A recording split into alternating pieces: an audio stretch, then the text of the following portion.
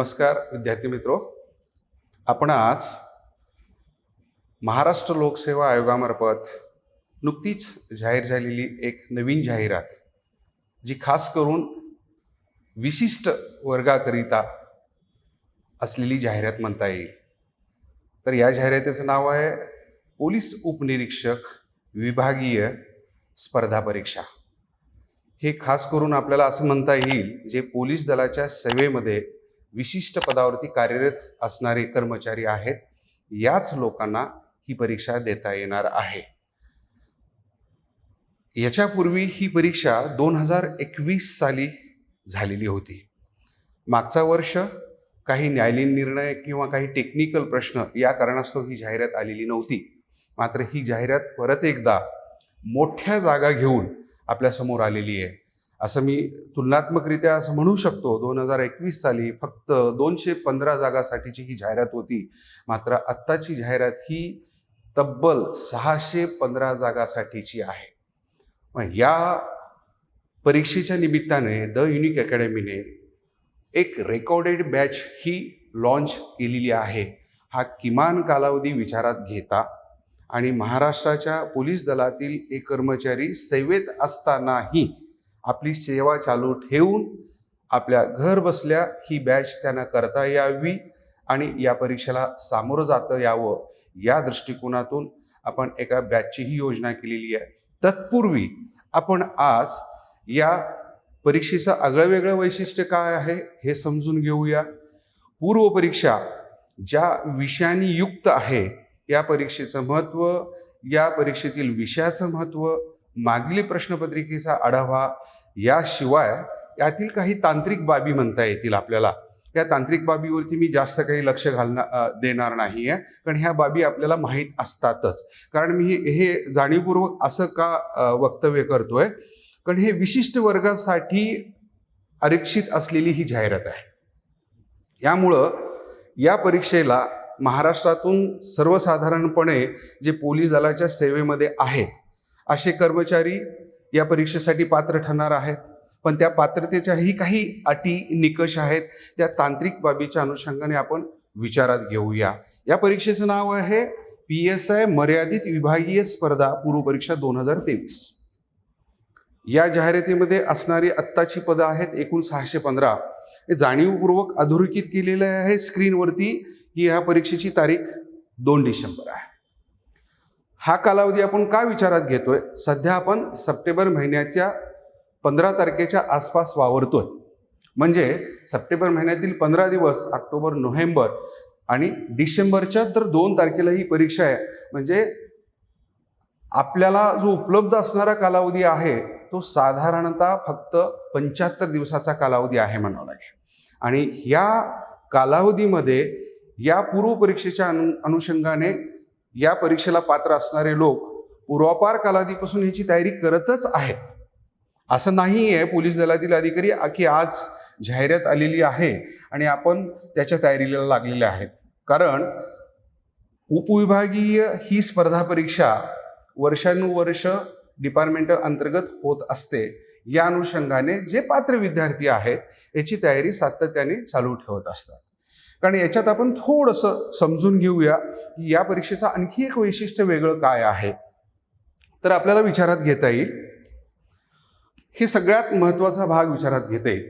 2021ला पार पडलेली परीक्षा आणि आता 2023मध्ये पार पडणारी परीक्षा ही या एकाच प्रक्रियेची आहे असं म्हणावं लागेल.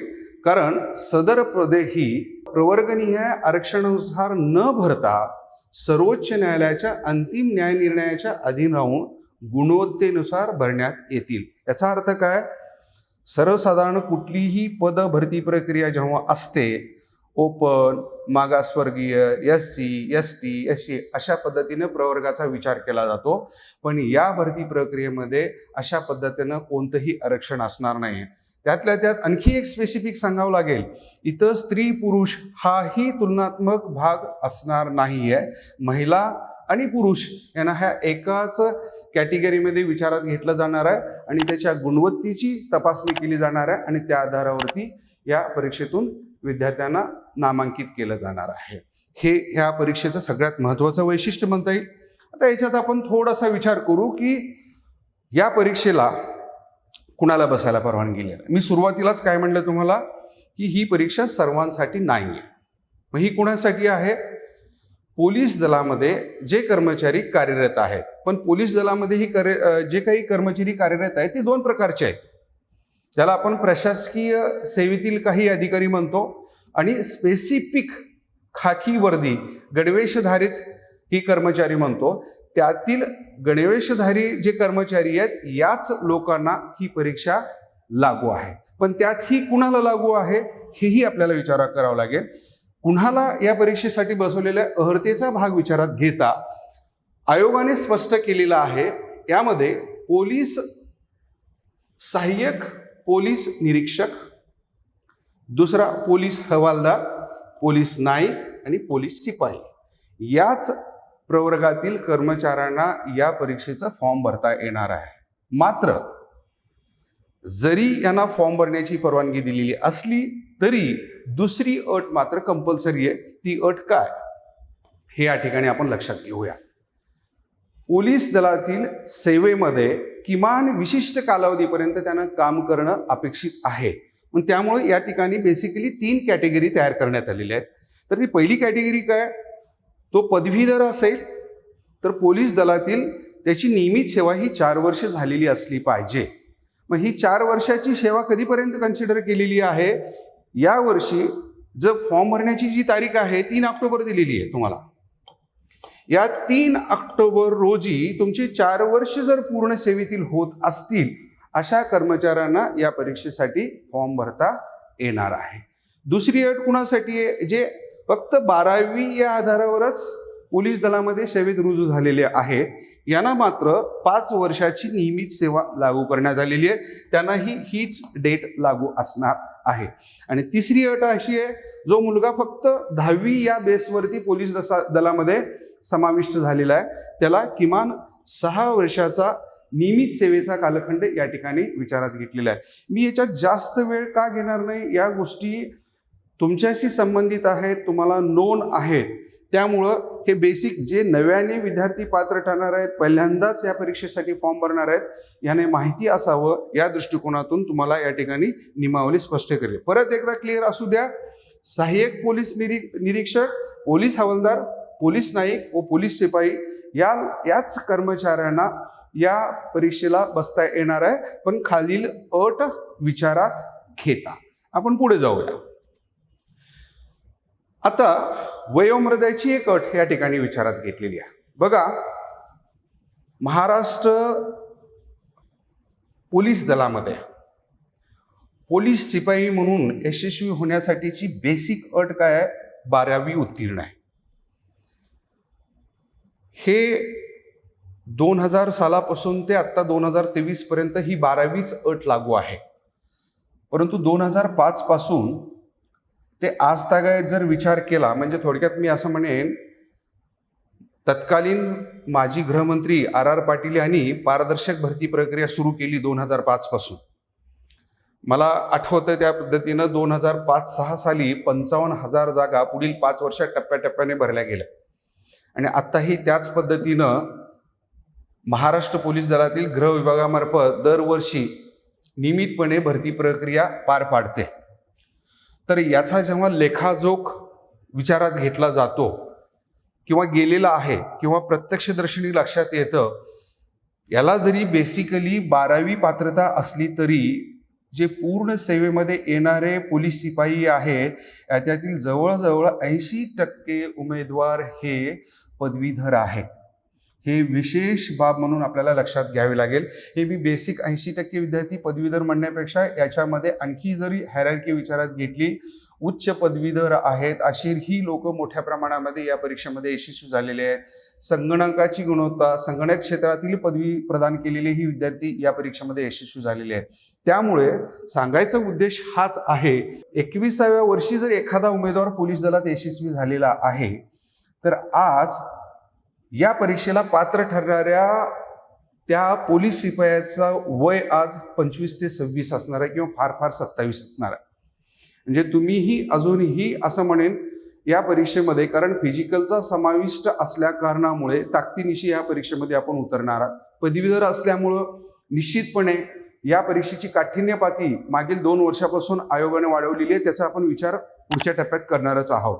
इथं आपण फक्त काय पाहूया की वय अमागास उमेदवारांसाठी वयाची अट 35 वर्ष ठेवलेली आहे, तर मागासवर्गीयांसाठी इथं 40 वर्ष ठेवलेली आहे. इथं विशेष एक नियम आपण लक्षात घ्यावा, कारण महाराष्ट्रामधील मागच्या भरती प्रक्रियेचा जर परामर्श घेतला तर सलगपणे भरती प्रक्रिया झालेली नाही. मग अशा वेळेस एखाद्या उमेदवाराला जाहिरात न निघाल्यामुळं वय या कारणास्तव जर बाद व्हावं लागत असेल तर अशा वेळेस आपल्याकडे PSI सेवा प्रवेश नियम 2008 नुसार हा नियम जाणीवपूर्वक लक्षात घ्यावा. एखाद्या वर्षी परीक्षा न झाल्यामुळे कमाल वयोमर्यादा पूर्ण होण्यापूर्वी सलग 3 संधी मिळालेल्या नसतील तर, म्हणजे समजा मागील 3 वर्षामध्ये 2च परीक्षा झालेल्या आहेत आणि एक परीक्षा झालेली नाही आहे, अशा कारणास्तव ज्या उमेदवाराला आत्ता वय पात्रतेमध्ये बसत नाही अशा विद्यार्थ्यांना या अनुषंगाने संधी मिळणार आहे. याशिवाय आणखी एक नियम आपण जाणीवपूर्वक लक्षात घ्यावं. कुठलं? सलग 3 वर्ष जाहिरात निघालेली आहे, पण एखाद्या उमेदवाराने सलग 3 वर्ष प्रवेश फॉर्म भरलेला नसेल, त्याला संधी असताना अशा उमेदवाराला मात्र या परीक्षेसाठी संधी मिळणार नाही. हा दोन्हीमधला फरक लक्षात घ्या. जाहिरात न आल्यामुळे त्याचं वय पूर्ण झालेलं आहे आणि परीक्षेला बसता येत नाही, तर त्याला बसता येणार आहे. मात्र सलग 3 जाहिराती आलेल्या आहेत आणि एखाद्या विद्यार्थ्याने 3ही जाहिरातीमध्ये फॉर्म भरलेलं नसेल किंवा एखाद्या परीक्षेमध्ये फॉर्म भरलेलं नसेल, तर त्याला मात्र या परीक्षेसाठी पात्र असणार नाही. हे या ठिकाणी महत्त्वाचा नियम आपल्याला विचारात घेता येईल. आता 2021 नंतर या परीक्षेचे जे 3 टप्पे आहेत हे आपण विचारात घेऊया. जो पहिला टप्पा आहे तो 100 गुणाचा आहे साधारणतः, आणि या 60 गुणासाठी उपलब्ध वेळ असणार आहे 60 मिनिट. हे फक्त आपण औपचारिक इथं लक्षात घेऊया. मुख्य परीक्षा 300 गुणाची असणार आहे. साधारणतः इथं 150 प्रश्नाचा भाग विचारात घेतला जाणार आहे आणि याला उपलब्ध वेळेचा भाग हा 90 मिनिटाचा असणार आहे. हे इतकंच आपण इथं लक्षात घेऊया. आणि सगळ्यात शेवटची परीक्षा शारीरिक चाचणी ही 100 गुणाची असणार आहे. आपण पुढे जाऊया. आता या परीक्षेसाठी जी पूर्वपरीक्षा आहे ह्याचं गुणांकन आपल्याला समजणं महत्त्वाचं आहे. साधारणतः 100 गुणाच्या परीक्षेमध्ये 100 प्रश्न असणार आहेत.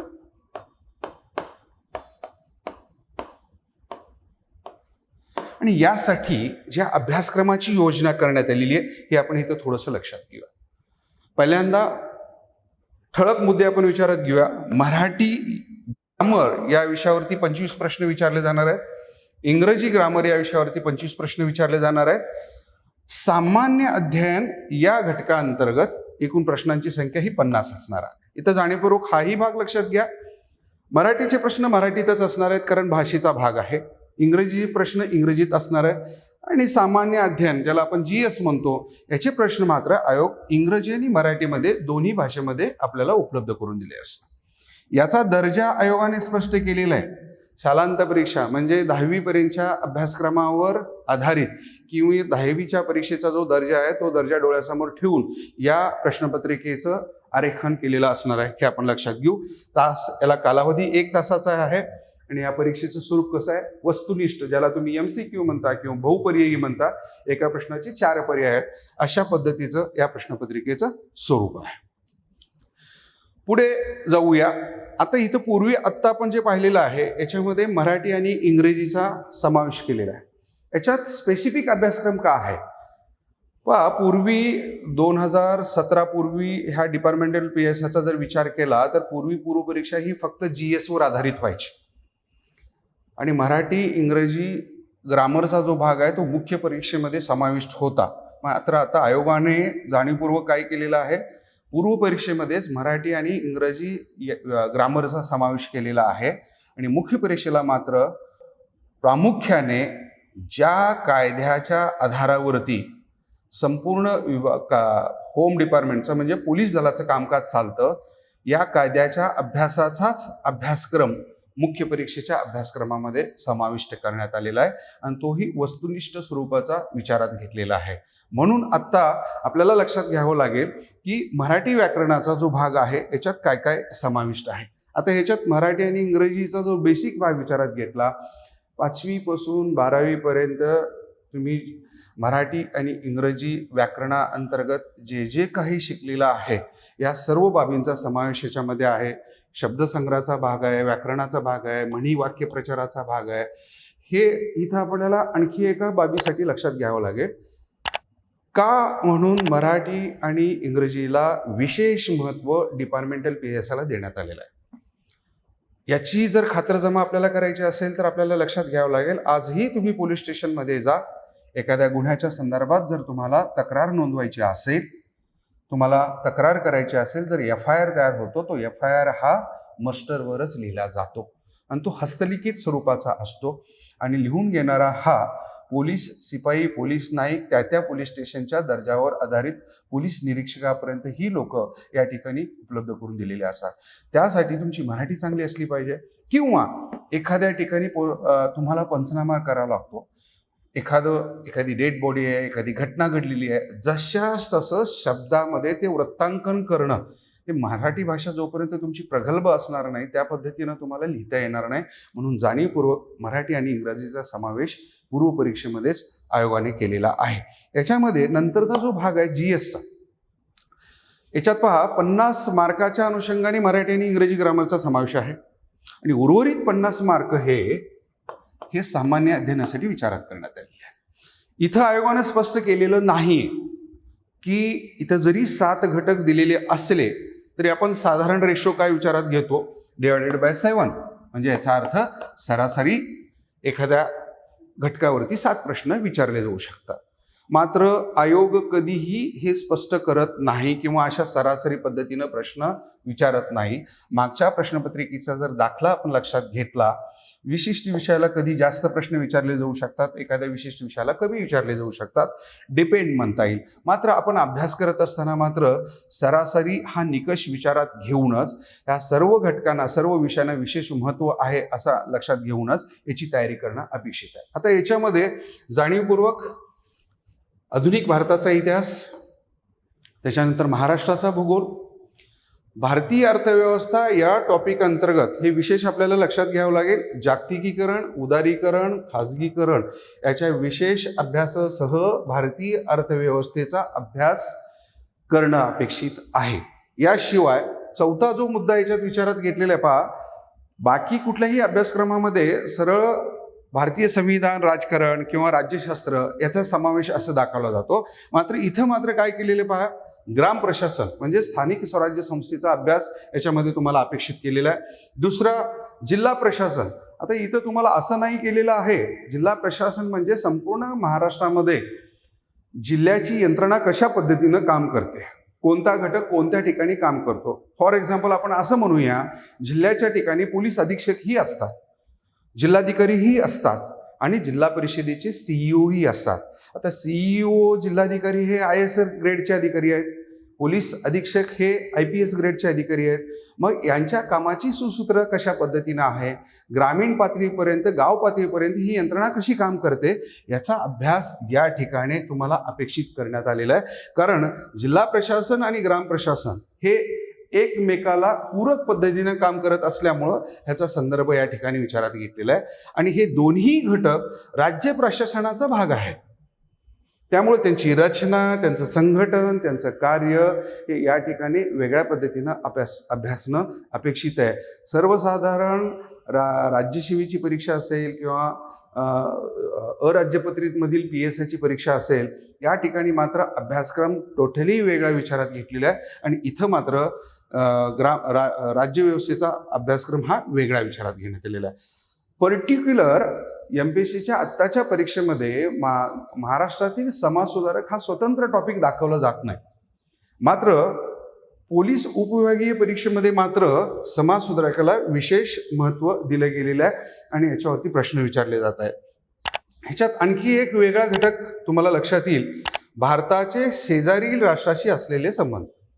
म्हणजे थोडक्यात काय म्हणू, साऊथ आशियाई म्हणजे सार्क संघटना, म्हणजे आपल्या शेजारी असणारे जे देश आहेत, अफगाणिस्तान आहे, पाकिस्तान आहे, नेपाळ आहे, चीन आहे, ब्रह्मदेश आहे, बांगलादेश आहे, श्रीलंका आहे, मालदीव आहे, अशा सगळ्या देशाबरोबर आपले संबंध कसे आहेत, आंतरराष्ट्रीय संबंध आत्ताच्या अलीकडच्या कालावधीमध्ये विचारात घेता किंवा आत्ताच अलीकडच्या कालावधीमध्ये आपल्या देशामध्ये दिल्लीमध्ये G20ची परिषद पार पडली. मग हा आंतरराष्ट्रीय संबंधाचाच एक भाग आहे. कशा पद्धतीनं या ठिकाणी कोणकोणते करार होतात, कशा पद्धतीनं गुन्हेगारीच्या देवाणघेवाणाच्या दृष्टिकोनातूनही कोणकोणत्या देशाबरोबर आपले संबंध प्रस्थापित आहेत, हे पोलीस दलाच्या दृष्टिकोनातून महत्त्वाचं असतं. आणि आजची गुन्हेगारी ही एका गावापुरतं, एका जिल्ह्यापुरतं मर्यादित नसून, एखादा जरी गुन्हा घडला तर एका रातोरात तो अपराधी आपल्या देशाच्या इतर राज्यामध्येही जाऊ शकतो किंवा इतर देशामध्येही जाऊ शकतो. मग अशा वेळेस गुन्हेगाराचा शोध घेण्याच्या दृष्टिकोनातून दोन देशामधील मैत्री ही प्रस्थापित असणं अपेक्षित आहे. काही गोष्टीवरती करार होणं आवश्यक आहे किंवा गुन्हेगार हस्तांतरणाची प्रक्रिया त्या दोन्ही देशाच्या दरम्यान असणं अपेक्षित आहे. या दृष्टिकोनातून या घटकाला या ठिकाणी महत्त्व ठेवलेलं आहे, म्हणून याचा अभ्यास या ठिकाणी महत्त्वाचा आहे. आणि सगळ्यात शेवटचा घटक हा सर्व परीक्षेचा भाग आहे. मात्र इथं तुम्ही लक्षात घ्या, ही परीक्षा कशाची होणार आहे? विशेषतःने पोलीस निरीक्षक आहे. पण पोलीस निरीक्षक कुठला आहे? जे ऑलरेडी या पोलीस विभागामध्ये काम करत आहेत. म्हणजे मिनिमम आपण शब्दप्रयोग करूया, 5 वर्षापेक्षा जास्त कालखंडापासून काम करत आहेत, अशाच कर्मचाऱ्यांसाठी ही परीक्षा आहे. याचा अर्थ काय दर्शवतो? सर्वसामान्य एखाद्या स्पर्धा परीक्षापेक्षा तुलनात्मकरित्या महाराष्ट्र शासनाच्या सेवेत 5 वर्षापासून तुम्ही काम करणारे कर्मचारी आहात. वरिष्ठ पदासाठी निवड होण्यासाठी तुम्ही फॉर्म भरताय, तर साहजिकच आहे या परीक्षेच्या माध्यमातून सर्वसामान्य विचारले जाणारे प्रश्न न विचारता साहजिक आहे काठिण्य पातळीवरती वरिष्ठ स्तरावरचे प्रश्न तुम्हाला विचारले जाणार आहेत. मागच्या 2 प्रश्नपत्रिका हेच सांगत आहेत, किंवा आता मी असं म्हणेन सरळ याच्या पूर्वीची परीक्षा ही 2021ला झालेली. आता 2023 मध्ये आपण वावरत आहोत. 2023च्या महाराष्ट्र लोकसेवा आयोगामधील इतर परीक्षांचा जर परामर्श घेतलो तर 2022 पूर्वीच्या परीक्षेची काठिण्य पातळी आणि 2023 मध्ये घेतलेल्या परीक्षेची काठिण्य पातळी याच्यामध्ये फार मोठा फरक आयोगाने दर्शवलेला आहे. मग याच प्रोसेसमध्ये तुम्ही पण आहात. 2021ला जी प्रश्नपत्रिका आहे ती साधी सोपी नव्हती, तीही काठिण्य पातळीवरती वरिष्ठ स्तरावरचीच परीक्षा म्हणता येईल. मी त्याचे दाखले तुम्हाला देणार आहे. आता येऊ घातलेली परीक्षा 2023 मधली ही काही सर्वसामान्य राहणार नाहीये. आणि जागेची संख्या ही तुलनात्मकरित्या किती आहे? मागच्या भरती प्रक्रियेच्या 250च्या तुलनेत 615 जागा आहेत. म्हणजे थोडक्यात तुम्ही असं म्हणू शकता, जवळजवळ 2.5 पटीपेक्षा जास्त जागा तुम्हाला या भरती प्रक्रियेमध्ये असणार आहे. इथं आणखी एक दाखला देणं अपेक्षित राहील. ते आपण आता महत्त्वाच्या मुद्द्याकडे जाऊ. आत्तापर्यंतची सगळी तांत्रिक माहिती होती, हेही तुम्हाला उपलब्ध आहे. मात्र आता प्रश्न असतो, ह्या उर्वरित 75 दिवसामध्ये या परीक्षेला सामोरं जायचं आहे, अभ्यासक्रमाला सामोरं जायचं आहे. अभ्यासक्रमाची व्याप्ती जास्त आहे. 100 प्रश्नाची परीक्षा आहे, 60 मिनिटाचा कालावधी आहे. तुलनात्मकरित्या मॅनेजमेंट हा एक सगळ्यात महत्त्वाचा भाग या परीक्षेच्या दृष्टिकोनातून असणार आहे. वेळेची योजना व्यवस्थित केली तर किमान कालावधीमध्ये अचूकपणे तुम्ही प्रश्न सोडू शकणार आहात आणि मुख्य परीक्षेला पात्र ठरू शकणार आहात. मग याच्यासाठी आपण हेही लक्षात घेणं आवश्यक आहे की मागील प्रश्नपत्रिकेचा जेव्हा आपण अंदाज घेतो तर या प्रश्नपत्रिकेमध्ये प्रत्येक विषयाच्या अनुषंगाने कसं वेटेज विचारात घेतलेलं आहे हे आपल्याला लक्षात घेता येईल. किंवा 2021 मध्ये जी परीक्षा पार पडलेली होती त्या परीक्षेच्या मेरिटचा आपण अंदाज घेऊया. तर पूर्व परीक्षेची जी कटअप लाईन होती मागच्या परीक्षेची, जेव्हा फक्त 225 ते 250 जागा भरल्या गेल्या, तर साधारणतः 41.5 म्हणजे आपण असं गृहीत धरू समजण्यासाठी 42 कटअप लाईन लागला. हे कधी? जेव्हा 250 जागा होत्या. मात्र यावर्षीच्या जागा किती आहेत? 615 जागा आहेत. तुलनात्मक तुम्ही असं म्हणू शकाल, म्हणजे 2.5 पट जागा आहेत. मग मेरिट खाली जाईल का किंवा मेरिट वर जाऊ शकेल का हे लक्षात घ्या. हा सगळा बदल कालसापेक्ष बदलत असतो. असं होत नाही की जागा वाढल्या म्हणून मेरिट खाली. पण आपण एक बेसिकली असं लक्षात घेऊया, मला या परीक्षेची तयारी करायची आहे, या परीक्षेमध्ये यश मिळवायचं आहे तुम्हाला, मग मला काहीतरी एक टार्गेट आरेखन करता येईल. आपण बेसिक हेच विचारात घेऊया. 2021 साली कटअप लाईन काय होता? 41.5. ठीक आहे. ही जागा किती असताना? 250 जागा असताना. मग आत्ता जागा किती आहेत? 615. मग आपण इथं अंदाज घ्यायचं का तिप्पट जागा आहेत म्हणून मेरिट खाली आहे? नाही. आपण साधा विचार करूया.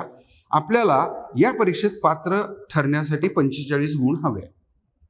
मग हे 45 गुण मिळण्यासाठी साधारणतः 9 विषयांचा तुम्हाला अभ्यास करायचा आहे टोटल. यातील 25 गुणाचा भाग हा मराठी आणि इंग्रजीचा आहे. आणि आत्ता जो GS मधला भाग आहे, हे 2021चं मी तुमच्या पुढे काय ठेवलेलं आहे? अनालाइज ठेवलेलं आहे, वर्गीकरण ठेवलेलं आहे. साधारणतः इथं जर पाहिला तुम्ही, इतिहासाला 10 प्रश्न विचारलेत, भूगोलामध्येही 10 प्रश्न विचारलेत आणि अर्थशास्त्रामध्येही 10 प्रश्न विचारलेत. आणि उर्वरित 5 घटकाचा समावेश विचारात घेता राज्य प्रशासन, ग्राम प्रशासनाला 5, समाज सुधारकामध्ये 5, आंतरराष्ट्रीय संबंधावर 5 आणि चालू घडामोडीवर 5, म्हणजे 20 प्रश्न ह्या 4 विषयावरती आहेत आणि उर्वरित 3 विषयाला मात्र इतिहास, भूगोल, अर्थशास्त्राला 10 प्रश्नाचं वेटेज आयोगाने दिलेलं आहे. अशा पद्धतीनं 100 मार्काची ही प्रश्नपत्रिका येत आहे. याचं मी तुम्हाला विषयनिहाय वर्गीकरण या ठिकाणी दाखवतो. याच पद्धतीनं आपण आणखी एक भाग लक्षात घेऊ. याचं वर्गीकरण काठिण्य पातळीनुसार आपल्याला लक्षात घेता येईल. आता संपूर्ण 100 मार्काच्या प्रश्नपत्रिकेचं जेव्हा आलेखन केलं, आपण थोडंसं काय करूया, जो 50 मार्काचा भाषेचा भाग आहे, मराठी आणि इंग्रजी, याला थोडंसं बाजूला ठेवूया. ठीक आहे. आणि आत्ता जो हा चार्ट दिलेला आहे तो प्युअरली GS या अनुषंगाने आपण विचारात घेऊया. ठीक आहे. जे GS मध्ये एकूण 50 प्रश्न तुम्हाला विचारलेले आहेत. इथं मी याची ढोबळ मानाने म्हणण्यापेक्षा तुम्ही प्रश्नपत्रिका हातात घेतल्यानंतर तुम्हाला तात्काळ अंदाज येऊ शकेल की मी कशा पद्धतीचं त्याचं आरेखन केलेलं आहे. हे का गरजेचं आहे हेही आपण का लक्षात घेऊया. 100 प्रश्न 60 मिनिट. याचा अर्थ सरासरी जर विचार केला तर 30 ते 35 सेकंदामध्ये एक प्रश्न सोडवणं अभिप्रेत आहे. पण सर्व प्रश्नांचा दर्जा जेव्हा एकसारखा असतो तर त्याला नियम लागू होतो 30 ते 35 सेकंदाचा. मात्र प्रश्नांचा दर्जा जर एकसारखा नसेल आणि काठिण्य पातळीनुसार जर त्याचा दर्जा वाढत असेल, तिथं मात्र वेळेची योजना ही तुमची 35 सेकंदाची म्हणता येणार नाहीये. म्हणून आपल्याला प्रश्न समजावा लागेल. एखादा प्रश्न सोडवत असताना मला तो किती वेळ लागतो, मग त्यानुसार मला अभ्यासाची रणनीती आखता येईल. ज्या पद्धतीचे प्रश्न आयोगाने मला विचारलेले आहेत त्या पद्धतीने माझी अभ्यासाची दिशा ठरलेली आहे का, त्या पद्धतीने मी अभ्यास करतोय का, एखाद्या विषयामध्ये गेल्यानंतर जे मागे प्रश्न विचारलेले त्या पद्धतीने मी त्याची योजना करून अभ्यास केलो तर मला ऐन वेळेस आलेल्या प्रश्नाचे उत्तर देता येऊ शकणार आहे. तर आपण समजून घेऊया, कुठल्याही प्रश्नपत्रिकेमध्ये त्याच्या काठिण्य पातळीनुसार त्याचा एक रेशो विचारात घेतला जातो. इथं तुमचा रेशो काय पहा, जोड्या लावायचे सर्वसाधारणपणे 50 पैकी 5 प्रश्न आलेले आहेत. ज्याला पूर्वापार पासून चालत आलेला भाग आहे, ज्याला एकेरी प्रश्न म्हणतो, 1 लाइनर क्वेश्चन म्हणतो, अशा प्रश्नाची संख्या आजही तुलनात्मकरित्या संपूर्ण प्रश्नपत्रिकेचा भाग विचारात घेता 25 आहे. म्हणजे तो 25% म्हणता येईल तुम्हाला. आता इथे तिसरा एक भाग आहे नकारात्मक प्रश्न. आपण पुढच्या PPT मध्ये याचा विचार करूया. जी काठिण्य पातळी मी तुमच्या समोर ठेवलेली आहे त्या प्रकारच्या प्रश्नांचे दाखलेही मी तुमच्या पुढे ठेवणार आहे, जेणेकरून तुम्हाला लक्षात येऊ शकणार आहे की कोणत्या प्रकारच्या प्रश्नाला मला कशा पद्धतीने विचार करावा लागणार आहे, किती वेळ मला लागणार आहे तो प्रश्न सोडवण्यासाठी. म्हणून हे दाखले तुम्हाला सुरुवातीला देण्याचं कारणच हे आहे, तुमचा अभ्यास परिपूर्ण झालेला असला तरी या परीक्षेमध्ये वेळेचं नियोजन ज्या विद्यार्थ्याला करता येणार आहे त्याला आपल्या गुणाचा टक्का वाढवता येणार आहे. हे या ठिकाणी आपण लक्षात घेऊया. नकारात्मक प्रश्न थोडक्यात इथं एवढंच साधं लक्षात ठेवा, कोणत्याही प्रश्नाच्या शेवटी नाही जेव्हा येतो याच्यात नाही, याच्याशी संबंधित नाही न, अशा ज्यावेळेस क्रियापदात्मक संदर्भ त्या ठिकाणी विचारात घेतला जातो त्यावेळेस त्या प्रश्नाला नकारात्मक प्रश्न आपण म्हणू. त्याचाही दाखला मी तुमच्या पुढे देईन. विधानात्मक प्रश्न किंवा याला ॲप्लिकेशन ओरिएंटेड प्रश्न, उपयोजनात्मक प्रश्न असं म्हणता येईल. तुमच्या या पूर्व परिपेक्षेमध्ये आत्तापर्यंत जर आपण अंदाज घेतला तर कुठल्याही राज्यसेवेच्या असो या अराज्यपत्रित सेवा असो या सरळ सेवा प्रक्रिया असो या की ॲप्लिकेशन ओरिएंटेड प्रश्न शक्यतो विचारले जात नाहीत. पण डिपार्टमेंटल PSला जाणीवपूर्वक 5 प्रश्नांची योजना तो केलेली आहे आणि मागच्या प्रश्नपत्रिकेमध्ये असे 5 प्रश्न विचारलेले आहेत हे आपण या ठिकाणी लक्षात घेऊया. आणि शेवटचा एक भाग आहे आकलनात्मक प्रश्न, हे 10 आहे. आता इथं जर थोडंसं विचारात घेतलं 25 प्रश्न हे तुलनात्मक कमी वेळेमध्ये तुम्हाला सोडवता येणार आहे जर त्याची परिपूर्ण माहिती तुमच्याकडे असेल तर. दुसरा भाग उर्वरित प्रश्न मात्र 25 प्रश्न हे तुलनात्मकरित्या काठिण्य पातळीवर टप्प्याटप्प्याने वरच्या स्तरावरचे विचारात घेण्यात आलेले. जोड्या लावायचे प्रश्न आहेत, नकारात्मक प्रश्न आहेत, विधानात्मक प्रश्न आहेत व आकलनात्मक प्रश्न आहेत. आपण इथं समजून घेऊया. आता ह्या 4-5 प्रकारचे एकूण प्रश्न आहेत, त्याचे एक नमुना आपण उदाहरण घेता येईल. आता ह्याच्यातील पहिलाच प्रश्न आहे जोड्या लावा. आपण जेव्हा 1 लाइनर प्रश्न एखादा सोडवतो, उदाहरणार्थ मी काय म्हणेन, महात्मा गांधींचा जन्म कोणत्या तारखेला झाला? मला पर्यायाकडे बघावं लागतं का? नाही. तर माझ्या तात्काळ डोक्यामध्ये काय येईल, 2 ऑक्टोबर येईल आणि मी पर्यायामध्ये शोधायला लागेल 2 ऑक्टोबर कुठं आहे आणि तो पर्याय लिहेल.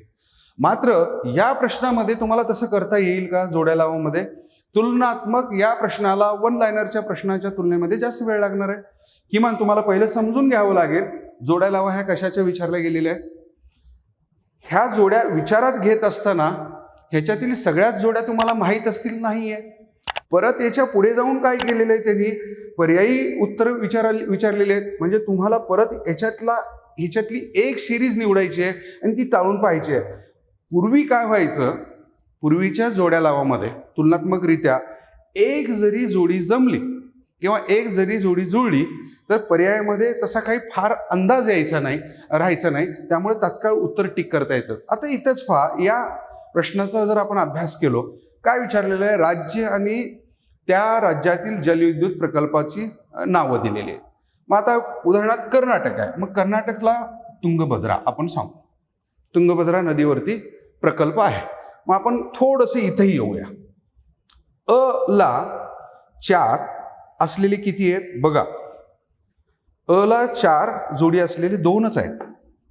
ठीक आहे, म्हणजे इथं सरळ ह्याचा अर्थ काय झाला, हे 2 पर्याय बाद झाले. आता राहिले 2च. मग आता आपल्याला पुढे जावं लागेल. आता पुढे काय आहे, ब ला 3 आहे आणि ब ला 1 आहे. म्हणजे या ठिकाणी आपलं उत्तर फायनल होणार आहे. जर पश्चिम बंगाल मध्ये कुठला प्रकल्प आहे हे मला जर लक्षात आलं, पश्चिम बंगालमध्ये कुठला प्रकल्प आहे, दुर्गापूर, संपलं. मग ह्याचा अर्थ मला याच्या पुढची टॅली करण्याची आवश्यकता आहे का? नाही आहे. मात्र काही पर्यायामध्ये इथंही एकसारखेपणा दिसतो. मग तुम्हाला 3ऱ्या पर्यायाकडे जावं लागतो, मग 4थ्या पर्यायाकडे जावं लागतो. इथं तुलनात्मकरित्या ब पर्यायामध्येच तुम्हाला ही निश्चितीकरण होतं. त्यामुळे इथं तुलनात्मकरित्या कमी वेळ लागतो. हे डिपेंड करतं जोड्या लावा की तो प्रश्न कशा पद्धतीनं रचित करण्यात आलेला आहे. तुलनात्मक अर्धा मिनिट वेळ लागेल, 1 मिनिट वेळ लागेल. म्हणून हा थोडंसं काठिण्य पातळीवर जोड्या लावाचा प्रश्न जास्त वेळ घेणार आहे. याच्यानंतरचा प्रश्न आपण विचारात घेऊ. या प्रश्नाला मी आकलनात्मक प्रश्न म्हणतो. का? बघा, नॉलेज हा एक पार्ट आहे. मग एखाद्या गोष्टीला असं म्हणलं ही TV आहे, आपण एखाद्या म्हणलं ग्लोब आहे, ओके, तर मला लक्षात राहतं ह्याला ग्लोब म्हणतात. पण हे ग्लोब पूर्वेकडून पश्चिमेकडेच का फिरतं, ते थोडंसं कललेलंच का आहे, हे जर समजून घ्यायचं असेल तर त्याबाबतची मला विशिष्ट माहिती आत्मसात करावी लागते. म्हणजे थोडक्यात त्या गोष्टीबाबत मला आकलन व्हावं लागतं, तरच मला त्याचा अंदाज येऊ शकतो. मग तुलनात्मकरित्या या प्रश्नाला मी आकलनात्मक असं म्हणण्याचं कारण हे आहे, पहा, याला वेळखाऊ प्रश्न म्हणतो. उत्तर येतं, परंतु हे प्रश्न वाचल्यानंतर आपल्याला लक्षात येतं की आपल्याला काय काय माहीत असलं पाहिजे. पहा, भारतातील कोळसा क्षेत्र उत्तर ते दक्षिण अशा योग्य क्रमाने लावा. पहा, हा प्रश्न विचारत असताना कसा केलेला आहे, भारताशी संबंधित हा प्रश्न आहे. मग भारताशी संबंधित हा प्रश्न आहे, तर या ठिकाणी आपल्याला लक्षात घेता आलं पाहिजे भारताच्या नकाशाच्या आधारावर मला उत्तरेकडून दक्षिणेकडे तोही या ठिकाणी कुठंही राज्याची नावं दिलेले नाही आहेत. स्पेसिफिक कोळसा खाणीसाठी प्रसिद्ध असलेल्या खोऱ्यांची नावं या ठिकाणी विचारात घेतलेली आहेत. आणि ही जर मला माहीत नसतील तर मग मला अडचण येते. मला कुठल्या राज्यामध्ये कुठल्या खाणी आहेत हे माहीत असणं अपेक्षित आहे. म्हणजे माझ्या डोळ्यापुढे नकाशा येणं गरजेचं आहे. कुठल्या राज्याच्या खाली कुठला राज्याचा नकाशा आहे हे मला माहीत पाहिजे. कुणाची सीमा कुणाला जोडलेली आहे हे माहीत पाहिजे. आता जर ह्याचा आपण अंदाज घेतला, उत्तरेकडून दक्षिणेकडेचा जेव्हा विचार करतो, सगळ्यात दक्षिणेकडचा भाग जर विचारात घेतला तर कुठला असेल याच्यामध्ये गोदावरी खोरे, जे महाराष्ट्राशी संबंधित आहे. तो महाराष्ट्राचा भाग आपण इथं असं विचारात घेऊ थोडंसं. ओके, गोदावरी खोरे इथं आहे. त्याच्यानंतर आपल्याला सोपं एक लक्षात येतं, वर्धा हेही महाराष्ट्रामध्येच आहे, परंतु ते विदर्भामध्ये. तुलनात्मकरित्या आपल्याला सांगता येईल वर्धा नदीची खोरी इकडे आहे, म्हणजे महाराष्ट्रामध्ये गोदावरी नदीच्या वरच्या बाजूला आहे. म्हणजे थोडक्यात काय, उत्तरेकडे वर्धा आणि दक्षिणेकडे गोदावरी. मग आता इथं पर्याय तुम्हाला शोधत असताना असे किती पर्याय आहेत? वर्धा आणि गोदावरी नदी खोरे, वर्धा आणि गोदावरी नदी खोरे. बघा, जाणीवपूर्वक आयोग किंवा प्रश्न काढणारे लोक ह्याचा कसा विचार केलेले आहेत, किती बारकाईने ह्याचा विचार केलेला आहे. हे दोन्ही पर्याय इथेही आहे, इथे आहे. मात्र हजारीबाग कुठं आहे आणि रांची कुठं आहे? आता इथं काय केलेलं आहे, रांची आणि हजारीबागमध्ये आदला बदल आहे. मग तुम्हाला लक्षात घेतलं पाहिजे, रांची कुठं आहे? रांची हे छत्तीसगड राज्याचा भाग आहे आणि हजारीबाग हा झारखंडचा भाग आहे. झारखंड हे बिहारमधला भाग आहे आणि छत्तीसगड हे महाराष्ट्राच्या पूर्वेकडचा भाग आहे. म्हणजे वर्धा नदीच्या वरचा भाग आपल्याला विचारात घेता येईल कुठला? रांचीचा. आणि त्याच्या वरचा भाग हजारीबागचा भाग आहे, हा झारखंडचा आहे. यामुळे आपला पर्यायच आहे. म्हणजे थोडक्यात हे मी तुमच्या पुढे एक्सप्लेनेशन असं का करतोय, हे या पद्धतीनं तुम्ही भारताच्या नकाशाचा अभ्यास करणं अभिप्रेत आहे. नकाशा डोळ्यासमोर ठेवून कोणते खोरे कुठं आहे, कोणता भाग कुठं आहे, हा प्रश्न आता तुम्हाला कोळसा खाणीच्या संदर्भात विचारलेला आहे. एखाद्या वेळेस राजधानीच्या संदर्भात तुम्हाला प्रश्न विचारले जाऊ शकतात. उत्तरेकडून दक्षिणेकडे खालील राज्याच्या राजधानीचा योग्य क्रम लावा. किंवा याच्या व्यतिरिक्त तुम्हाला कृषी उत्पादनाच्या दृष्टिकोनातून संदर्भ येईल, प्रेक्षणीय स्थळाच्या दृष्टिकोनातून तुम्हाला क्रम लावायला सांगितलं जाईल. म्हणजे नकाशाचा अभ्यास करणं इथं अभिप्रेत आहे. निरीक्षण हे त्याच्या मागची सगळ्यात महत्वाची भूमिका अभिप्रेत आहे. या प्रश्नाच्या आधारातून लक्षात आपल्याला. पुढचा प्रश्न, ह्याला मी वन लाईनर म्हणेन. आता ह्याच्यात मी एक्सप्लेन करण्याची गरज नाही. प्रश्न वाचला की तात्काळ तुम्हाला या ठिकाणी उत्तर देत आहेत. पण या प्रश्नाचं थोडंसं निरीक्षण करूया आपण. का मी निरीक्षण करायला म्हणेन, आयोग पोलीस डिपार्टमेंट मधील लोकांसाठी ही परीक्षा घेत आहे. मग ही परीक्षा जर पोलीस दलातील लोकांसाठी घेत आहे, पोलीस दलातील काम करणाऱ्या लोकांचं निरीक्षण हे चांगलं असलं पाहिजे.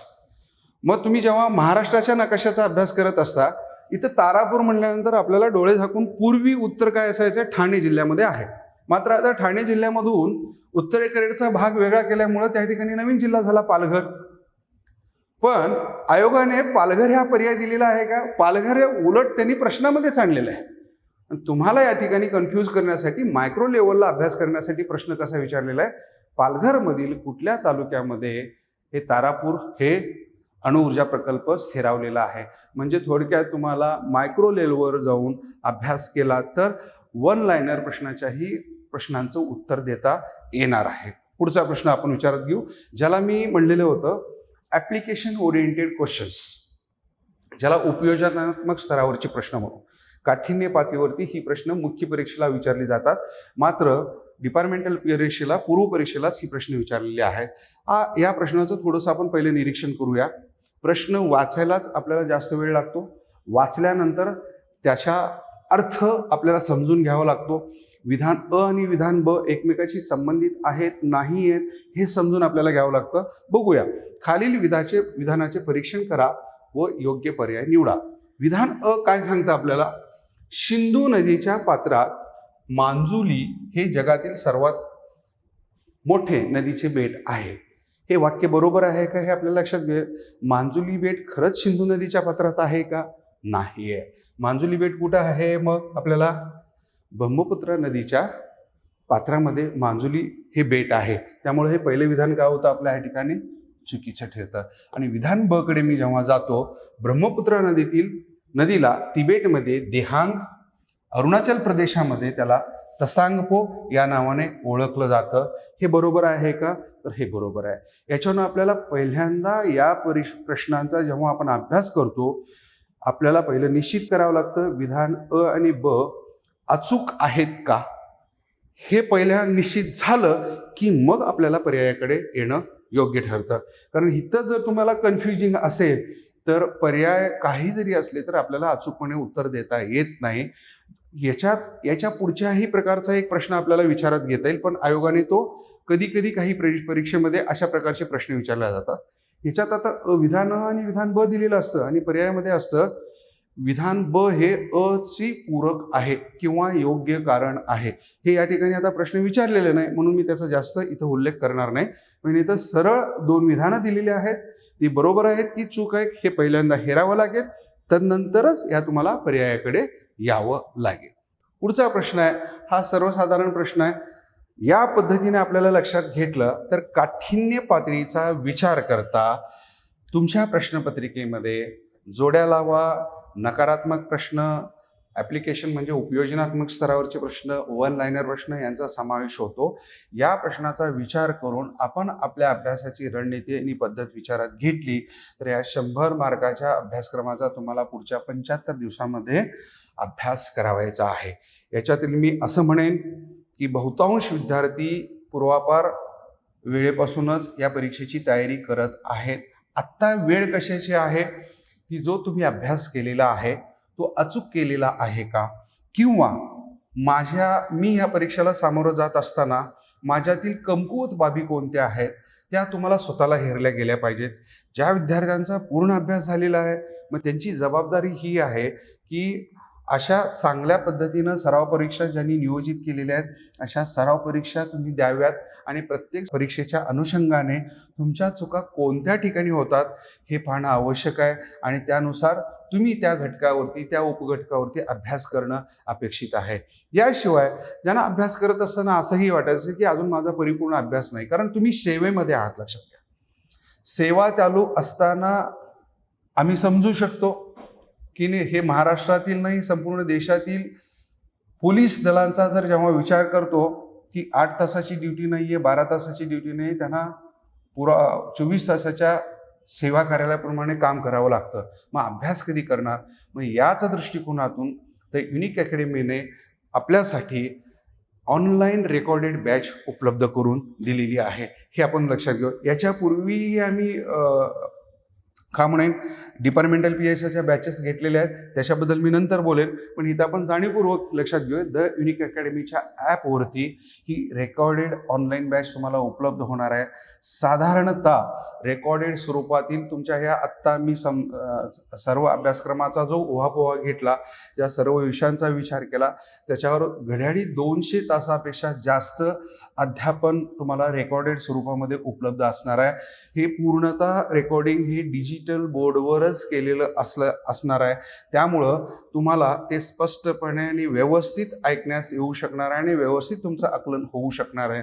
महत्त्वाचा भाग याच्यातला आहे, प्रत्येक विषयासाठी स्वतंत्र आणि जवळपास 10 वर्षापेक्षा जास्त कालावधीपासून काम करणारे जे प्राध्यापक आहेत या ठिकाणी युनिक अकॅडमीने अशाच प्राध्यापकाच्या मार्फत हे रेकॉर्डिंग पूर्ण करून घेतलेलं आहे. या ऑनलाईन रेकॉर्डेड बॅच बरोबर सगळ्यात महत्त्वाचा भाग काय असेल, युनिक अकॅडमी तुम्हाला जे रेकॉर्डिंग तुम्हाला ऐकायला ॲपवरती उपलब्ध करून देणार आहे याचे छापील प्रिंटेड नोट्स आणि क्लास टेस्ट हे तुम्हाला घरपोच आम्ही उपलब्ध करून देणार आहोत, जेणेकरून त्या आठवड्यामध्ये प्राध्यापकाच्या मार्गदर्शनानुसार तुम्ही ते रेकॉर्डिंग पाहावायचं आहे, त्या प्रश्नपत्रिका सोडवायच्या आहेत, त्या नोट्सचा अभ्यास करायचा आहे. तदनंतर दर आठवड्याला दर रविवारी विशिष्ट क्रमानुसार जे काही नियोजित केलेलं आहे त्यानुसार प्राध्यापकाचं लाईव्ह सेशन तुम्हाला उपलब्ध करून दिलं जाणार आहे. याचा अर्थ काय होईल की तुम्ही अभ्यास करणार आहे, तुम्ही परीक्षा सोडवणार आहात, परीक्षा सोडवल्यानंतर तुमच्या काही चुका होणार आहेत, याबाबत तुम्ही स्पष्टपणे समोरासमोर प्राध्यापकाशी चर्चा करणार आहात आणि तुमची शंका निरसन करून घेणार आहात. हा सगळ्यात महत्त्वाचा भाग या रेकॉर्डेड बॅचच्या स्वरूपाने तुम्हाला उपलब्ध होणार आहे. याशिवाय सर्व विषयांचे घटकनीय टेस्ट, म्हणजे आत्ता जे मी तुम्हाला सांगितलं की ज्यांचा अभ्यास पूर्ण झालेला आहे यांच्यासाठी आपण टेस्ट सिरीजचंही आयोजन करणार आहोत आणि ह्या रेकॉर्डेड बॅचला जे विद्यार्थी आहेत त्यांना सहज त्याच्यातूनच आपण टेस्ट सिरीज पण उपलब्ध करून देणार आहोत. आणि जे विद्यार्थी एखाद्या वेळेस बॅच लावलेले नाही आहेत पण त्यांना फक्त टेस्ट सिरीजच हवी आहे, ती अशी ही सोय युनिक अकॅडमीच्या ॲपवरती उपलब्ध करून दिली जाणार आहे. हे आपण या ठिकाणी विशेष लक्षात घेऊया. या अनुषंगाने हे आज माझं पहिलं लेक्चर आहे जे इंट्रोडक्टरी आहे, जे सर्वसमावेशक पद्धतीने मी तुमच्या पुढे या डिपार्टमेंटल PSIच्या पूर्व परीक्षेच्या पेपरचं एक अवलोकन तुमच्या पुढे ठेवलेलं आहे. उद्यापासून ते रविवारपर्यंत, येणाऱ्या रविवारपर्यंत क्रमाने साधारणतः पुढील लेक्चरची योजना या ठिकाणी केलेली आहे. पुढच्या तासिकेमध्ये म्हणजे उद्या मराठी विषयाची तयारी कशी करावी की मराठी ग्रामरची तयारी कशी करावी याच्या संदर्भात असणार आहे. त्यानंतर इंग्रजी विषयाची तयारी, त्यानंतर ग्रामप्रशासन आणि इतिहास, अर्थशास्त्र, असं रविवारपर्यंत द युनिक अकॅडमीच्या यूट्यूब चॅनलवरती दररोज रात्री 9 वाजता याचं लेक्चर आपल्याला सर्वांना फ्रीली पाहता येणार आहे. तर याची नोंद आपण सगळ्यांनी घ्यावी आणि जेणेकरून काही अडचणी असतील तर द युनिक अकॅडमीच्या नंबरवरती आपल्याला संपर्क साधता येईल, त्याची माहिती आपल्याला करून घेता येईल. धन्यवाद.